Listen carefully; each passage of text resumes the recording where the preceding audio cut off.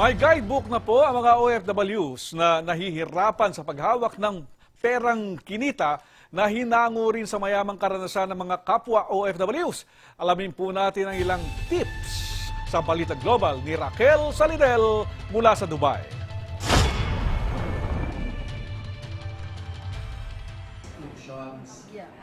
Katagang nagtutulak sa author ng librong Learning Wealth, Successful Strategies in Money Management na si Vince Rapisura para turuan ng mga Pinoy na hindi tumanda at mamatay na mahirap. The book's vision is actually to contribute to economic empowerment of the poor through financial education. Itinuturo ng libro sa mga OFWs na mag-ipon, mag-invest, paano gamitin ang utang sa tamang paraan, makakuha ng insurance para sa kanilang financial freedom. Dito sa UAE, maraming Pinoy ang lubog sa utang dahil natanggal sa trabaho, panay padala sa pamilya o namihasa sa luho. Sa topic na behavioral finance, binibigyan diin ang tamang pamamahala ng pera.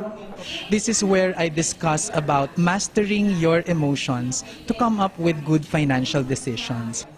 Pati paraan paano dapat unang tulungan ng isang OFs ang sarili bago makatulong sa pamilya, ibinabahagi sa libro.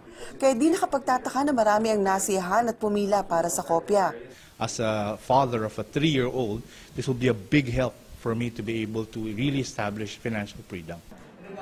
Bihasa sa pagtuturo ng microfinance at social entrepreneurship sa Ateneo de Manila University si Rapisura ng mahigit 10 taon.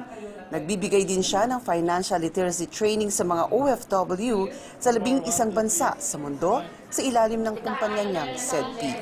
Alam ko na marami sa ating mga Pilipino ang nakakaranas ng malaking problema sa pera. At ang libro sana ay makapagbigay ng inspirasyon sa inyo. Nagbibigay din ito ng mga practical tips at guides para masolusyonan ang inyong problema. Raquel Salinel, ABS-CBN, Dubai, UAE.